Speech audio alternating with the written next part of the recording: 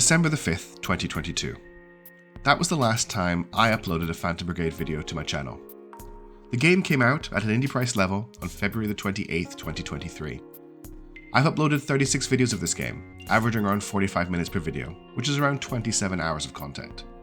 So why didn't I celebrate the release of the game? Why have I been completely silent about it since the 5th of December?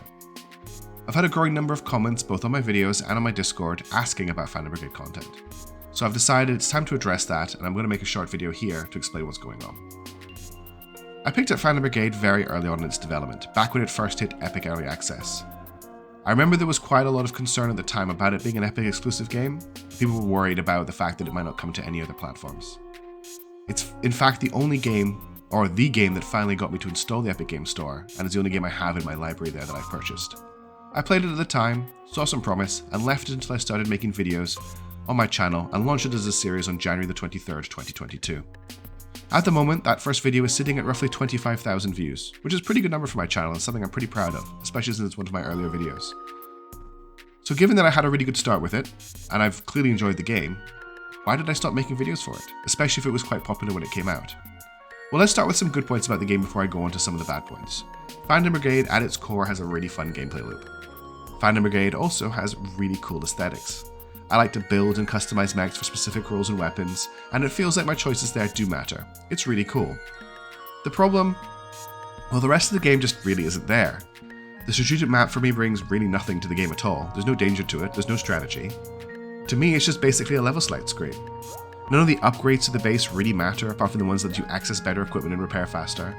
There's barely any story. The events that do trigger are very black and white, and skip around the trauma and depression and horror of engaging this kind of conflict without properly addressing it.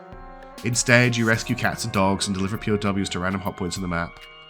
Your pilots don't matter. They don't bring anything to the battlefield, and they don't add anything to the overall experience apart from a stamina bar that doesn't really matter if you manage things. Is this enough on its own to cause me to lose interest? Well, not really. But the problem is while the game was in early access, I was quite happy to accept these failings. The game's in early access, I thought. At some point they'll add these features and they'll flesh them out. But they never did. To me, it feels like development on the game stopped around July or June 2022. The studio went from mostly monthly updates to radio silence. A lot of content on their roadmap was delivered in the most basic way possible, and the promise of a story just disappeared. I was left really disappointed. I didn't want to promote something that for me wasn't delivering on my expectations.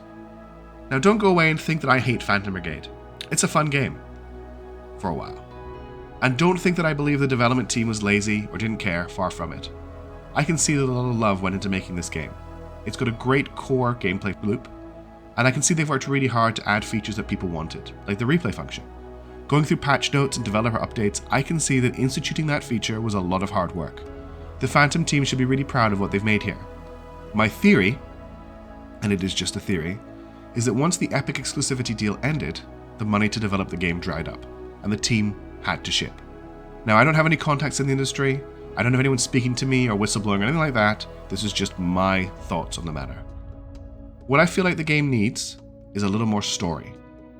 Give me a grizzled resistance commander fighting a losing battle against whoever the enemy are, that then makes contact with Phantom Brigade, and doesn't want to deal with them because they're using some weird technology they don't understand and it's not traditional warfare, and then show me that relationship changing over time as she starts to respect us a little bit more as we're bidding to win. Let me see the resistance change their whole personality towards us. Let me see the enemy start to deploy specific lances to hunt us down. Let me see enemy aces who get frustrated and furious as we continually outfight them because of our advantage. And let's see the enemy respond with their own research. Have special enemy mechs or units that start to blur out as we get further into the future when we're predicting, as they start to institute technology to counter us. Let's just see them respond to what we're doing. And while we're at it, who are our enemies? Who are we fighting? Who are we? Why are we fighting them? Why did they invade? The characterization of the two forces in this game is very much just blue versus red. Even the events are pretty vague. Why can't I take the equipment I want from the black market? There's a war on. Why can't I commandeer it? I have battle mechs. We'll pay you after we win. I suppose this is griping, but for me I want to be immersed in a game and I need a story to do that. High Fleet here is a great comparison. I wouldn't say that it has a rich, deep, involved story, but there is a story. Where's my Lord Commander figure in Phantom Brigade? Where's my Mark Saedi? Where's my Pyotr? What I'm trying to say, in a really long-winded way, is that I don't feel like the game is finished, and I'm really sad about that. I think the promise here was huge, and I think there was more that could have been done, especially from a writing side.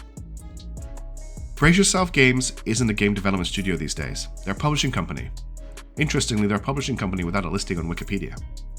They have 3 big titles to their name: Crypt of the Necrodancer, Phantom Brigade, and Industries of Titan. Titan, by the way, I have very similar feelings on to Phantom Brigade. I picked it up to feature on the channel, and came to the same conclusion I have with this game. At the end of the day, I only have so much time to produce content. I work full time, and this channel is a side project for me.